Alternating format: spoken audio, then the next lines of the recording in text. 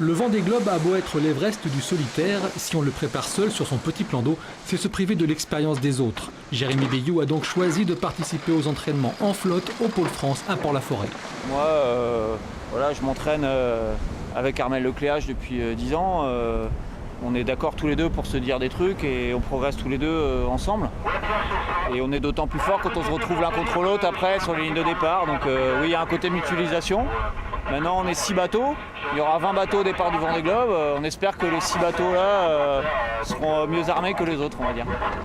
Et même à l'entraînement, les départs sont toujours aussi spectaculaires. Tu regardes le mât, Franck, si tu peux. Sa nouvelle monture, c'est l'ancien bateau de Michel Desjoyaux. Il le connaît déjà pour avoir remporté l'Europa Race à son bord en 2009. Une préparation menée tambour battant, son nouveau sponsor étant arrivé sur le tard pour des raisons multiples.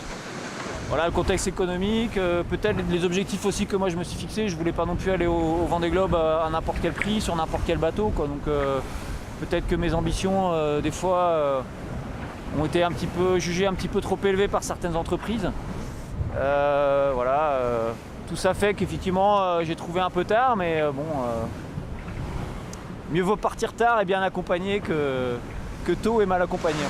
Après une première tentative avortée dans l'édition 2008 à cause d'un gréement récalcitrant, le Finistérien ne rêve que de repartir autour du globe. Le récent vainqueur de la Solitaire du Figaro avoue une très forte motivation. Il faut vraiment déjà avoir très envie de faire le Vendée Globe. Faut surtout pas se dire justement je fais ça parce que c'est l'apogée d'une carrière ou que je fais ça parce que ça fera bien sur ma carte de visite.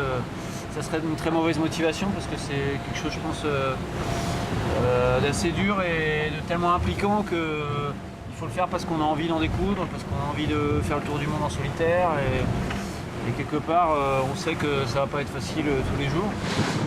Deux choses inquiètent finalement Jérémy, la période autour du départ et l'entrée dans l'océan Indien. D'ici là, le bateau devrait être complètement optimisé. Quant au skipper, il attend avec impatience le 10 novembre 2012.